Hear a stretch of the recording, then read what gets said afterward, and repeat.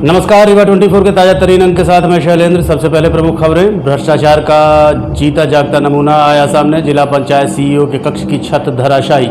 चंद घंटे की बारिश ने रीवा जिले के इंजीनियरिंग का नमूना किया पेश। घुटनों तक डुबोया, चारों तरफ पानी ही पानी। देशी कट्टे के साथ दहशत फैला रहे युवक को पुलिस ने किया गिरफ्तार और 2 साल पहले बांसघाट में हुई हत्या के आरोपियों को आजीवन कारावास सहित 10,000 के अर्थदंड से किया गया दंडित। इन खबरों सहित अन्य खबरें विस्तार से। जिला पंचायत रीवा में आज उस समय हड़कंप की स्थिति बन गई जब सीईओ केबिन की छत भरभरा कर गिर गई। यह हादसा उस समय हुआ जब जिला पंचायत सीईओ मीटिंग ले रहे थे। भ्रष्टाचार को लेकर सुर्खियां बटोरने वाला मध्य प्रदेश के रीवा जिले का मुख्य कार्यपालन अधिकारी जिला पंचायत का कार्यालय एक बार फिर से सवाल के घेरे में है। इस बार मामला जिला पंचायत सीईओ मेहताब सिंह गुर्जर के कक्ष की छत गिरने को लेकर है, जहां बताया जा रहा है कि किसी मीटिंग के दौरान उपस्थित कर्मचारियों एवं सीईओ के समक्ष भवन की छत भरभरा कर गिर गई और कर्मचारी बाल बाल बच गए। वायरल वीडियो के माध्यम से स्पष्ट तौर पर देखा जा सकता है कि कैसे सीईओ जिला पंचायत मेहताब सिंह गुर्जर के कक्ष की छत टूट कर गिर चुकी है, जहां टेलीविजन के बीचों बीच छज्जा भी टूट कर गिर गया। गौरतलब है कि सीईओ के कक्ष में टेलीविजन, वीडियो कॉन्फ्रेंसिंग और सीसीटीवी कैमरे की मॉनिटरिंग के लिए लगाया गया है। ये केवल जिला पंचायत के कक्ष का हाल नहीं है, बल्कि देखा जाए तो नए और पुराने भवनों में सभी कक्ष क्षतिग्रस्त हो चुके हैं, जिनमें कहीं दरारें हैं तो कहीं पानी का रिसाव है, तो कई कमरों के छज्जे के प्लास्टर टूट कर गिर गए हैं और उनमें बाहर निकली हुई लोहे की सरिया स्पष्ट तौर पर देखी जा सकती है। आज दिनांक 24 सितंबर 2025 को हम मुख्य कार्यपालन अधिकारी जिला पंचायत रीवा के कार्यालय में हैं और यहाँ पर हमने ये देखा कि आज सुबह से ही मुख्य कार्यपालन अधिकारी जिला पंचायत सीईओ जो हैं, जिला पंचायत सीईओ रीवा श्री मेहताब सिंह गुर्जर, वो यहाँ पर कार्यालय में उपलब्ध नहीं है। आज यहाँ पर सुनवाई थी धारा 40/92 की, धारा 89 की जो सुनवाई होती है, उसके सिलसिले में कुछ प्रकरण लगे थे, तो हम भी यहाँ पर आए थे। तो यहाँ पर उनसे मुलाकात नहीं हुई है और वो कहाँ है इसकी कोई जानकारी नहीं है। इस बीच हम जा करके कार्यालय में देखे, जहाँ उनका कार्यालय था, जहाँ पर वो बैठते थे, तो उस कार्यालय की स्थिति ये है कि उसकी जो छत है ऊपर से वो टूट करके गिर गई है। कहते हैं कि गनीमत है उस समय कोई वहाँ पर कार्यालय में उपस्थित नहीं था, या थे लोग लेकिन दूसरे साइड में थे। जहाँ पर वो छत बीच में टूट करके गिरी है वहाँ पर नहीं थे, तो उसका निर्माण कार्य चल रहा है और कार्यालय अभी उनका कहाँ शिफ्ट है इसका भी कोई नोटिफिकेशन या कोई जानकारी उनके द्वारा या उनके विभाग के द्वारा यहाँ पर नहीं दी गई है। और सबसे बड़ी बात यह है कि इससे आप पंचायत विभाग में व्याप्त भ्रष्टाचार को भी समझ सकते हैं कि किस प्रकार से भ्रष्टाचार व्याप्त है और कैसे इंफ्रास्ट्रक्चर डेवलपमेंट में जो मूलभूत सुविधाओं के आधारभूत ढांचे का जो निर्माण है, उस निर्माण में किस कदर का भ्रष्टाचार है। उससे आपको ये भी पता चल जाएगा कि जो जिला पंचायत के सीईओ का कक्ष है, जो जहाँ पर वो बैठते हैं, वहाँ ये स्थिति है कि छत टूट करके गिर रही है और लोग मरते मरते बच रहे हैं। तो पंचायत विभाग के भ्रष्टाचार का एक जीता जागता नमूना मुख्य कार्यपालन अधिकारी जिला पंचायत रीवा का ये। रीवा में चंद मिनट की बारिश ने आज फिर से एक बार इंजीनियरिंग के नए मॉडल का कीर्तिमान स्थापित किया है। देखिए ये खास रिपोर्ट। रीवा में चंद मिनट की बारिश के बाद निपनिया में बाढ़ के हालात निर्मित हो गए। भूमाफियाओं की मेहरबानी और इंजीनियरों की कलाकारी से अब मोहल्ले के लोग जल भराव के कारण घर के अंदर ही फंस कर रह जाते हैं। निपनिया हौली के पास अवैध प्लाटिंग होने के बाद जो प्राकृतिक नाला था वो अपने स्थान से ही गायब हो गया। नाला न होने की वजह से अब पानी में अपना रास्ता सड़कों पर बना लिया है। बता दें कि निपनिया हौली के सामने एक बड़ा तालाब हुआ करता था जो अब नक्शे से गायब है। आज कुछ ही पल की बारिश में पूरा निपनिया जलमग्न हो गया। पानी की निकासी के लिए रास्ता न होने की वजह से पानी की धार सड़कों पर निकल पड़ी, जिसके कारण कुछ पल घर के अंदर लोग कैद हो गए। आपको बता दें कि सिर्फ निपनिया ही नहीं, शहर के कई इलाकों में अमूमन यही स्थिति देखी गई। यही रहते हैं जी। ये पानी का जल भराव अभी हुआ, रोड बंद हो गई, कैसे हुआ? ये तीनों रोड बंद है निपनिया के, 1 2 3 3 रोड है, तीनों रोड पूरी बंद थी। पानी बरसा थोड़ा सा और पूरी तीनों रोड बंद हो गई। अरे पानी निकासी नहीं हो पा रही क्या? एक नाली, वो भी नाली सकरी बना दी गई, नाला का नाली बना दी गई है, और कब क्या हाल हुआ। अच्छा जो यहाँ पहले बड़ा नाला चलता था वो भी सब बंद है पूरा। हाँ, तो अभी नगर निगम ने कोई एक्शन लिया? कोई नगर निगम एक्शन नहीं। नगर निगम की ये दोनों रोड खराब है, ये भी रोड खराब है, वो भी रोड खराब है, एकदम बड़े बड़े गड्ढे हैं, नाली साफ नहीं होती, ऊपर कब वो निकाल लेते हैं, बस वो हो गया। अभी आप लोग घर नहीं जा पा रहे? नहीं, ये पूरा बंद है, कहाँ जा पा रहे हैं पूरे। जाए तो एकदम हिल के जाए आधा आधा। भाई ये रास्ते में पानी धार चल रही है, आप लोग यहाँ को घर से पानी भर चुका है, तो ये कैसे हुआ? पहले ऐसा होता था? अरे नहीं सब नाला वाला जाम इसलिए हुआ है, कुछ पानी करने का साधन नहीं तो पहले तो नाला बहता था, नाला बंद हो गया, ये कैसे हो गया? अरे सब पाट फूट लिया और क्या। जो प्लाटिंग हो गई। हाँ तो नगर निगम का भी पिछले महीने भी पहले निकाल आया था, उनका कुछ किया नहीं? कुछ नहीं।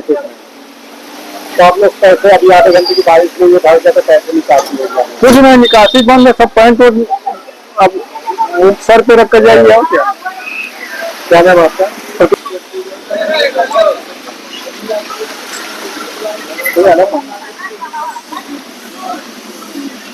अवैध देशी कट्टे के साथ दहशत फैलाने की कोशिश कर रहे युवक को चुरहटा पुलिस ने गिरफ्तार किया है। मुखबिर से सूचना प्राप्त हुई कि एक संदिग्ध युवक हथियार लेकर घूम रहा है और आने जाने वाले लोगों में भय और आतंक का माहौल बना रहा है। सूचना मिलते ही चुरहटा की पुलिस ने त्वरित कार्रवाई करते हुए बिना किसी विलंब के मौके पर पहुंचकर घेराबंदी की और संदिग्ध युवक को पकड़ लिया। जब उसकी तलाशी ली गई तो पुलिस को उसके पास से अवैध देशी कट्टा बरामद हुआ। पूछताछ के बाद युवक की पहचान अर्जुन चौधरी उर्फ अज्जू पिता स्वर्गीय राकेश चौधरी उम्र 18 साल निवासी ग्राम केमार थाना रामपुर बाघेलान जिला सतना के रूप में हुई। पुलिस ने तुरंत आरोपी को गिरफ्तार कर विधिक कार्रवाई करते हुए न्यायालय के समक्ष प्रस्तुत किया, जहां से आरोपी को जेल भेज दिया गया। थाना क्षेत्र के अकदार ग्राम में एक आरोपी को अवैध देसी पिस्टल के साथ पकड़ा गया है और उसको आर्म सेट के तहत गिरफ्तार करके और आज न्यायालय पेश किया गया और विवेचना में ले गया था। उसके खिलाफ जो भी मामले हैं उसको अपन दिखवा रहे हैं। वो सतना जिले का निवासी है, वहाँ से भी हम पता कर रहे हैं कि उसके विरुद्ध और कितने अपराध पंजीबद्ध हैं। हत्या के आरोपियों को आजीवन कारावास और 10-10 हजार रुपए के अर्थदंड की सजा सुनाई गई है। लगभग 2 साल पहले बांस घाट में एक युवक के साथ मारपीट की घटना हुई थी, जिसके बाद आरोपी राजेंद्र तिवारी, किशन सिंह और अमन गुप्ता ने घनश्याम शर्मा के ऊपर चाकू से हमला कर दिया। दरअसल उनकी लड़ाई प्रेम सोंधिया और कनक चौधरी से हुई थी, जिसके बाद जब प्रेम सोंधिया ने अपने दोस्त घनश्याम को मदद के लिए बुलाया और घनश्याम कनक को उसके घर छोड़ने बांस घाट पहुंचा, तभी आरोपियों ने उसे घेर लिया और हमला कर दिया। पूरे मामले को लेकर क्या बताया लोक अभियोजक ने, आपको सुनवाते हैं। ये मामला सिविल लाइन थाना क्षेत्र का है। थाना सिविल लाइन में एक रिपोर्ट पड़ी थी। प्रेम सोदिया और कनक चतुर्वेदी, प्राची उर्फ कनक चतुर्वेदी, जो कंचन ड्रेसेस सिरमौर चौराहा में नौकरी करते थे। फिर प्राची ने नौकरी को छोड़ दिया था और हुकुम सरकार रेस्टोरेंट में काम करने लगे थे। ये दोनों रात 9 बजे मोटरसाइकिल से काले चौराहा पहुंचे, तभी आरोपी राजेंद्र तिवारी, किशन सिंह और अमन गुप्ता मिले और इनका रास्ता रोक लिया काले चौराहे में और इनके साथ मारपीट की। मारपीट कर उन्हें भयभीत किया। तब प्रेम सोदिया ने अपने साथी घनश्याम शर्मा को टेलीफोन लगाकर बताया, तो घनश्याम शर्मा अपने मित्र विश्वास राज पांडे को साथ में लेकर काले चौराहा पहुंचा और बांस घाट में रह रही कनक चतुर्वेदी को छोड़ने के लिए जैसे ही पहुंचा तो पुनः तीनों आरोपी राजेंद्र, किशन और अमन गुप्ता पहुंचे और आगे गाड़ी लगाकर रास्ता रोक लिया। काले बांस घाट जो है वहीं पर पुराना बस स्टैंड है, सिविल लाइन थाना है, कलेक्ट्रेट कार्यालय है, काफी व्यस्तम एरिया है और रात को 9, सवा 9 बज रहे थे। तीनों ने रोककर हाथ मुक्का से मारपीट किया और राजेंद्र तिवारी ने चाकू निकाल करके घनश्याम शर्मा के सीने में 2-3 बार किए, जिससे वो लहूलुहान हालत में वहीं पर गिर गया था और तीनों आरोपी अपनी स्कूटी लेकर के और काले चौराहा की तरफ फिर भाग आए। और इसके बाद उसके घनश्याम शर्मा को प्रेम सोदिया, प्राची उर्फ कनक और विश्वास राज पांडे अपनी मोटरसाइकिल में बैठाल करके संजय गांधी अस्पताल ले आए और संजय गांधी अस्पताल ले आए, जहां पर डॉक्टरों ने 10/8/2023 को इसे मृत घोषित कर दिया गया।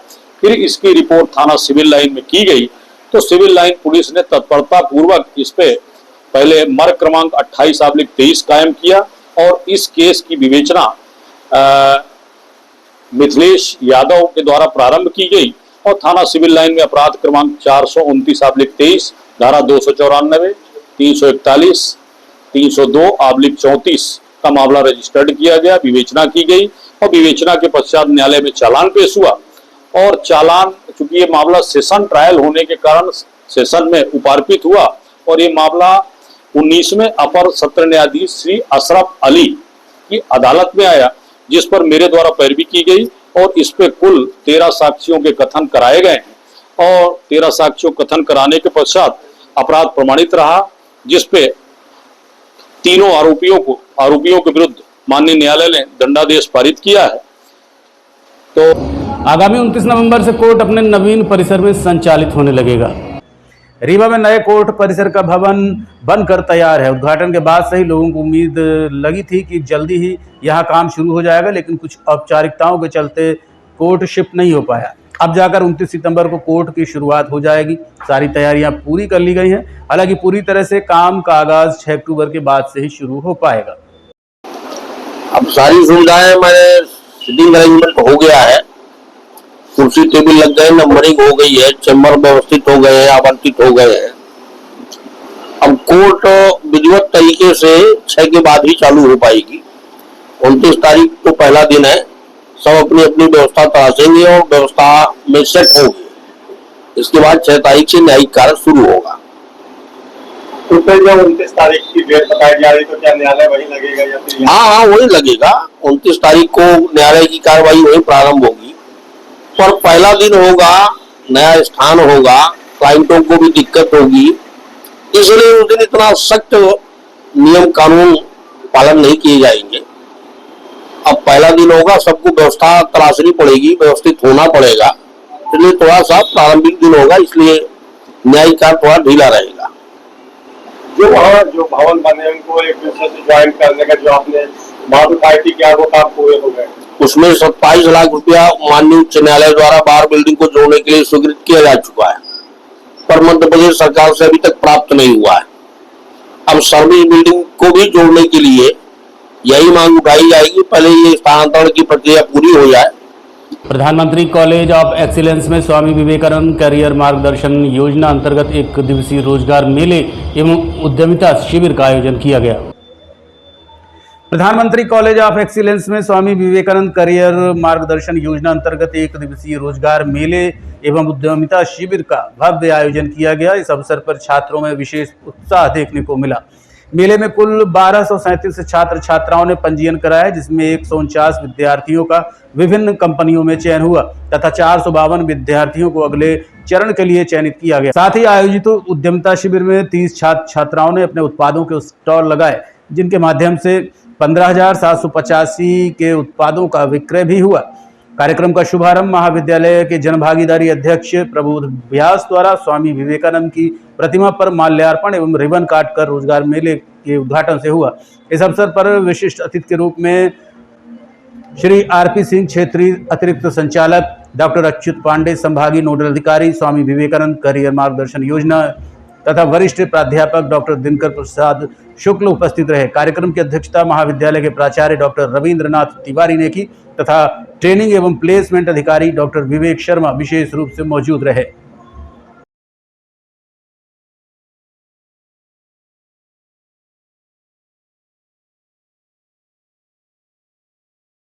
अभी ये प्रक्रिया चल रही है। लगभग 10 के आसपास यहाँ कंपनियां आई थी जिन्होंने अपने स्टॉल लगाए हैं और ये 2 कार्यक्रम था। मूल रूप से एक अपना विवेकानंद कैरियर मार्गदर्शन के तहत जो हमारा ये जॉब फेयर था वो, प्लस अल्पावधि प्रशिक्षण भी आज जो 1 महीने का दिया गया वही पूर्ण हो रहा था। इसी अवसर पर आज ये कार्यक्रम आयोजित था। निश्चित रूप से विद्यार्थियों की जो भागीदारी है बहुत अच्छी रही है, बड़ी उत्साहजनक रही है। अभी कुछ घंटों पश्चात मालूम हो पाएगा कि कितने विद्यार्थियों को रोजगार मिले हैं। अभी भी ये कार्यक्रम चल रहा है, विद्यार्थियों की सहभागिता अच्छी देखने को मिल रही है।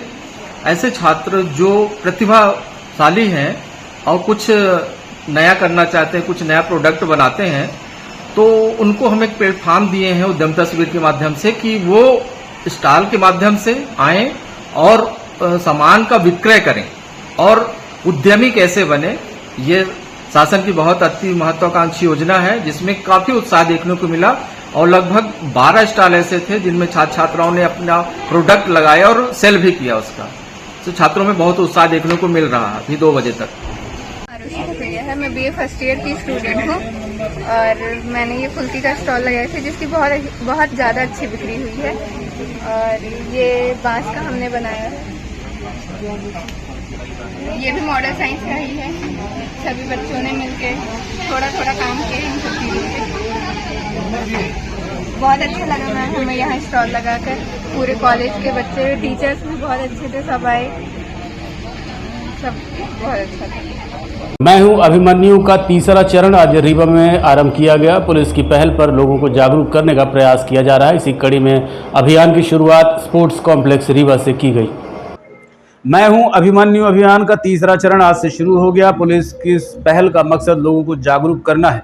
जागरूकता अभियान की शुरुआत स्पोर्ट्स कॉम्प्लेक्स रीवा से की गई, जहां लोगों को यातायात नियमों, नशा मुक्ति और अपराध नियंत्रण जैसे मुद्दों पर जागरूक किया गया। पुलिस अधिकारियों का कहना है कि इस तरह के प्रयास से समाज में सकारात्मक बदलाव आएगा और लोगों में जिम्मेदारी की भावना भी बढ़ेगी। आपको बता दें कि मैं हूं अभिमन्यु अभियान के तहत पहले और तीसरे चरण को भी लोगों ने अच्छा सहयोग दिया था और अब तीसरे चरण में भी बड़ी उम्मीदें जताई जा रही है। अभी ये कार्यक्रम हुआ स्पोर्ट्स कॉम्प्लेक्स में, क्या कार्यक्रम था? पुलिस मुख्यालय के मार्गदर्शन में हमारे सम्माननीय पुलिस अधीक्षक महोदय और एडिशनल एसपी मैडम के निर्देशन में हर जगह जहाँ पे छात्र छात्राएं हैं या लोगों को जागरूक करने के हिसाब से मैं हूँ अभिमन्यु कार्यक्रम आयोजित किया जा रहा है। इस कार्यक्रम का प्रमुख उद्देश्य है लोगों के अंदर जो जेंडर के प्रति आपस में महिला पुरुष होने के बीच में भेदभाव का है, नारी सुरक्षा के लेकर के है और हर तरह की सुरक्षा के संबंध में लोगों को जागरूक करना, लोगों को इस बात के लिए सक्षम करना कि हम स्वयं अपनी सुरक्षा भी कर सकते हैं और आपकी सुरक्षा के लिए पुलिस भी हर समय तत्पर है, तैनात है। तो इस तरह से लोगों के अंदर आत्मबल का विकास करना, लोगों के अंदर नशे से दूर होने के लिए इनको जागरूक करना, महिलाओं के प्रति सुरक्षा के प्रति लोगों को जागरूक करना, महिलाओं को अपनी सुरक्षा के प्रति जागरूक करना, समाज में बढ़ते हुए नशे के प्रति लोगों को जागरूक करना और इस तरह से स्वयं को लोगों को जागरूक करना ताकि वो अपने हैं और आपकी सुरक्षा के लिए पुलिस भी कर सकें और पुलिस का सहयोग कर सकें। देखते रहिए Rewa 24 news city cable network. मिलते हैं छोटे से ब्रेक के बाद। हड्डी जोड़ एवं रीढ़ रोग तथा स्त्री रोग एवं प्रसूति रोग का इलाज एक ही छत के नीचे। विघ्नहर्ता hospital and trauma centre, hotel landmark के पास, रतहरा, रीवा। डॉक्टर संतोष सोनी, पूर्व चिकित्सक, बॉम्बे हॉस्पिटल, मुंबई। हड्डी जोड़ एवं रीढ़ रोग विशेषज्ञ, छोटे चीरे एवं दूरबीन विधि द्वारा हाथ तथा पैर की हड्डियों का ऑपरेशन। गठियाबात, जटिल एवं बिगड़े हुए फ्रैक्चर का बेहतर इलाज करते हैं डॉक्टर संतोष सोनी। विघ्नहर्ता हॉस्पिटल ट्रॉमा सेंटर में ही स्त्री एवं प्रसूत रोग विशेषज्ञ डॉक्टर शैलजा सोनी भी उपलब्ध हैं, जिनकी देखरेख में नॉर्मल डिलीवरी, सिजेरियन ऑपरेशन एवं बच्चेदानी से संबंधित ऑपरेशन की बेहतर सुविधा। संतानहीन दंपत्ति तत्काल संपर्क करें। विघ्नहर्ता hospital and trauma centre, hotel landmark के पास, रतहरा, रीवा। सुविधाजनक एवं सफल इलाज हेतु आज ही संपर्क करें। विघ्नहर्ता hospital and trauma centre, hotel landmark के पास, रतहरा, रीवा। मोबाइल नंबर 7828781983 अथवा 8462956774 पर।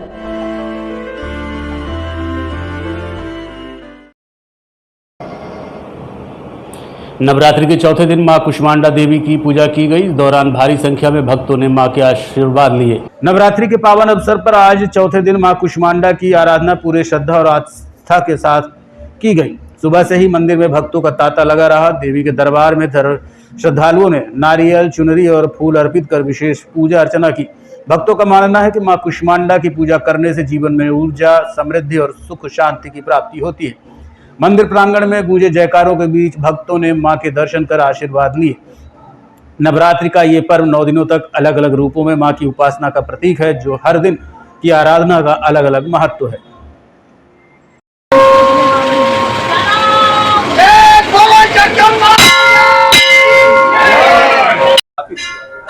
देखिए, मैं यहाँ का प्रधान पुजारी पंडित देवेश्वर महाराज जी, मैं 8 पीढ़ी से माँ के चरणों की सेवा हमारे पुरखा लोग करते चले आ रहे हैं, हम भी करते चले जा रहे हैं।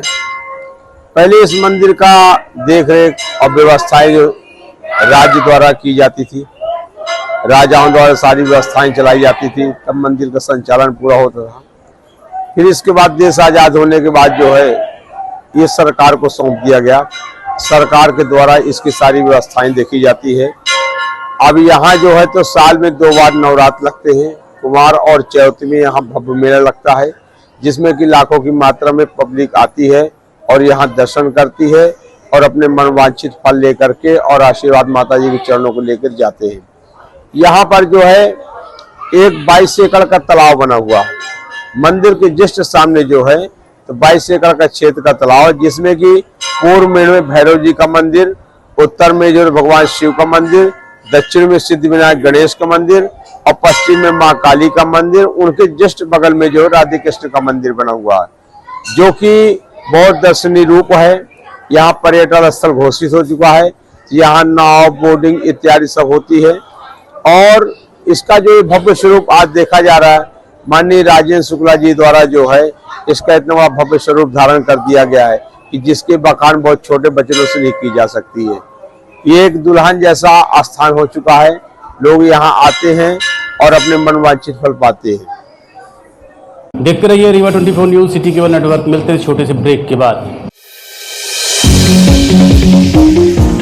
विंध्य क्षेत्र का शिक्षा पथ प्रदर्शक Pentium point group of institutions Rewa, जो पिछले 25 वर्षों से ज्ञान, गुणवत्ता और विश्वास का प्रतीक बना हुआ है। इस प्रतिष्ठान के अंतर्गत संचालित है Pentium point college of pharmacy, मान्यता प्राप्त फार्मेसी काउंसिल ऑफ इंडिया से, जहां संचालित हो रहे हैं बी फार्मा 4 वर्षीय और डी फार्मा 2 वर्षीय जैसे professional course. Pentium point college of law, मान्यता प्राप्त bar council of India new Delhi से, जहाँ उपलब्ध है देश के भविष्य निर्माता विद्यार्थियों के लिए BCom LLB, BBA LLB, BA LLB 5 वर्षीय, LLB 3 वर्षीय और LLM 2 वर्षीय जैसे रोजगार परक पाठ्यक्रम। Pentium point college of management approved by AICTE, जहां संचालित है हाईली डिमांडेड MBA 2 वर्षीय कोर्स। साथ ही Pentium point technical college Rewa का एकमात्र संस्थान जहां AICTE से मान्यता प्राप्त BBA और BCA जैसी तकनीकी पाठ्यक्रम संचालित है। रेगुलर कोर्सेज में BCom, BSc, BA तथा स्नातकोत्तर स्तर पर MA history, economics, sociology, MSc chemistry, biotechnology, computer science और PGDCA डिप्लोमा भी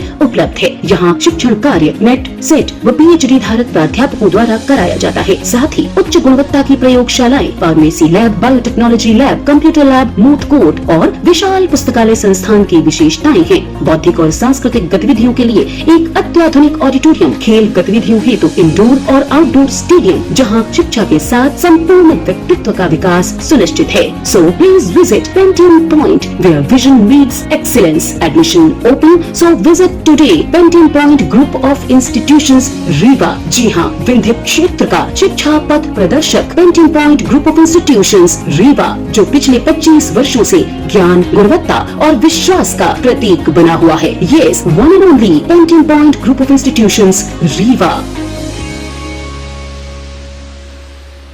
आगामी 27, 28 और 29 सितंबर को कृष्णा राज कपूर ऑडिटोरियम में कला उत्सव का आयोजन किया जाएगा। कार्यक्रम को लेकर एक पत्रकार वार्ता का आयोजन किया गया।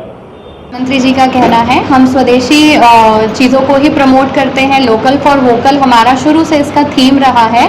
सो इस बार आपको यहाँ पर वेस्ट बंगाल का स्टॉल देखने के लिए मिलेगा, उत्तर प्रदेश के स्टॉल देखने के लिए मिलेंगे और हमारे पूरे मध्य प्रदेश, रीवा, सीधी, सतना, जबलपुर के भी स्टॉल्स मिलेंगे, जिसमें ड्रेसेस, ज्वेलरी, हैंडबैग और स्पेशली हैंडबैग और ड्रेसेस का बहुत ही अच्छा कलेक्शन है। और साथ ही होम डेकोर जो भी महिलाएं हैं और प्लस हमारे साथ में दिव्यांग बच्चे हैं, जो NGOs हैं, राजरानी सेवा संस्थान है और स्वयं लक्ष्मी एजुकेशन की तरफ से जो भी दिव्यांग बच्चे और अंकुर पाठशाला के बच्चों के द्वारा बनाए गए दिए और दिवाली के डेकोरेटिव आइटम मिलेंगे। सो हम सभी का ये रिक्वेस्ट है कि सबसे पहले तो वोकल फॉर लोकल को सपोर्ट करें और यहाँ से अपने घर के लिए खरीदी करें, अपना घर सजाएं, दिवाली में अपने लिए सुंदर सुंदर वस्त्र खरीदें, ज्वेलरी खरीदें और महिलाओं को सपोर्ट करें, हमारे अंकुर पाठशाला को सपोर्ट करें। जो स्टॉल लगेंगे उसकी कोई एंट्री फीस होगा? हाँ जी, जैसे कि मैंने आपको बताया ये चैरिटेबल एग्जीबिशन है। सो हम साल भर इसी चैरिटी से अंकुर पाठशाला को रन करते हैं। वहाँ पर बच्चों के लिए एक्स्ट्रा करिकुलर एक्टिविटीज़ अरेंज करते हैं। कुछ वॉलंटियर्स हैं जिनको हम प्रोत्साहन के लिए सॉर्ट ऑफ स्टाइफंड पे करते हैं और कुछ एक्टिविटीज़ कराना, उनके साथ त्यौहार मनाना। सो उन सब के लिए थोड़ा मॉनेटरी लगता है, तो हम इसलिए इसमें एक नॉमिनल एंट्री फीस रखते हैं हर स्टॉल ओनर्स के लिए। और जो भी स्वयं सेवी संस्थाएं हैं या जो ऐसे हैं कि जो नहीं पे कर सकते, जैसे लकड़ी के खिलौने का स्टॉल है या कुछ ऐसा है कि जो बना रहे हैं बट वो पे नहीं कर सकते, तो उनके लिए हम बहुत नॉमिनल रख करके चार्जेस या कई बार उनको फ्री में भी स्टॉल प्रोवाइड करते हैं। मुख्य अतिथि हमारे यहाँ पे जनार्दन मिश्रा जी होंगे, राजन शुक्ला जी होंगे और सिरमौर विधायक आईआईटी दिल्ली के सहयोग से पीएम श्री कॉलेज रीवा में आर्टिफिशियल इंटेलिजेंस के 2 डिप्लोमा कोर्स शुरू किए गए हैं। रीवा के पीएम श्री कॉलेज में अब बच्चों को डिग्री के साथ आर्टिफिशियल इंटेलिजेंस जैसे अत्याधुनिक पाठ्यक्रम की शिक्षा दी जा रही है, जिसे हासिल करने के बाद पीएम श्री कॉलेज के छात्र छात्राएं एआई जैसे पाठ्यक्रम का प्रयोग कर स्वयं को आत्मनिर्भर बनाने में कर सकेंगे। पूरी जानकारी के लिए आपको लिए चलते हैं मॉडल साइंस कॉलेज। कोर्सेज हैं उनकी शुरुआत हो रही है, एजुकेशन के लिए भी प्रयासरत है। क्योंकि यह महाविद्यालय अपने स्थापना काल से ही पूरे प्रदेश में देश में शिक्षा के क्षेत्र में अपना महत्वपूर्ण स्थान बनाया है। आपको ये मालूम होगा कि पहले इसको मॉडल का दर्जा मिला, मॉडल के दर्जा मिलने के पश्चात इसको अभी हाल ही में प्रधानमंत्री कॉलेज ऑफ एक्सेलेंस का दर्जा हुआ। इस दर्जा को प्राप्त करने के पश्चात राष्ट्रीय शिक्षा नीति के अनुरूप यहाँ अन्य संकाय जैसे कला संकाय एवं वाणिज्य संकाय शुरू किए गए। साथ ही साथ राष्ट्रीय शिक्षा नीति में स्पष्ट लेखित जो विद्यार्थी महाविद्यालय में शिक्षा प्राप्त करें उनको 100% रोजगार प्राप्त हो सके। इसी अनुक्रम में हम लोगों ने आईआईटी दिल्ली के सहयोग से आर्टिफिशियल इंटेलिजेंस एआई फिनटेक 2 पाठ्यक्रम शुरू किए। इसमें सरकार ने उनकी पूरी शुल्क दी है और ऐसा विद्यार्थी यदि आप जान रहे हैं पूरे समाज और देश में एक बहुत बड़ी चुनौती है साइबर के क्षेत्र में। एक विद्यार्थी साइबर के क्षेत्र में यहाँ से शिक्षा प्राप्त करके डिप्लोमा कोर्स प्राप्त करके राष्ट्र के योगदान में महत्वपूर्ण योगदान देंगे। अन्य विषय जो और है इसके साथ ही साथ बहुत ही अच्छा कोर्स एक बीकॉम बीएफएसआई का है। आपको बता दें तीसरे वर्ष से विद्यार्थियों को एक स्टाइपेंड मिलना शुरू हो पाएगा। इसमें सीट केवल 30 निर्धारित की शासन ने। छात्रों की इतनी मंशा थी, इतना दबाव था मेरे पास कि मैंने उसको 70 विद्यार्थियों को प्रवेश दिया। अब मैंने इसलिए माननीय इस क्षेत्र के अनुक्रम में माननीय आयुक्त महोदय से आग्रह किया तो उन्होंने कहा नहीं बिल्कुल 2 बैच आप चलाएं। इसीलिए में यहाँ 2 बैच चल रहे हैं और विद्यार्थियों को बहुत डिमांड है। हम लोग ऐसा प्लान कर रहे हैं कि अगले सत्र से कई इस प्रकार के रोजगार पाठ्यक्रम शुरुआत करें जिससे विद्यार्थियों को यही एक अच्छे रोजगार की संभावना बन सके। सर जैसे कोई छात्र अगर एआई में एडमिशन लेना चाहता है तो इसकी प्रक्रिया क्या है? क्योंकि सीट निर्धारित है और निर्धारित होने के साथ साथ इसमें इसका 100% शुल्क मध्य प्रदेश शासन उच्च शिक्षा विभाग द्वारा वहन किया जाता है। हम लोग क्या करते हैं उसका एक सभी विद्यार्थियों के समक्ष एक सूचना प्रेषित करते हैं, फिर उनके आवेदन प्राप्त करते हैं, फिर उनके बाद एक हम टेस्ट लेते हैं और मेरिट के आधार पर हम विद्यार्थियों को निर्धारित सीट के अनुक्रम में उनका हम प्रवेश देते हैं। आज के अंक में इतना ही। देखते रहिए रीवा 24 न्यूज। नमस्कार।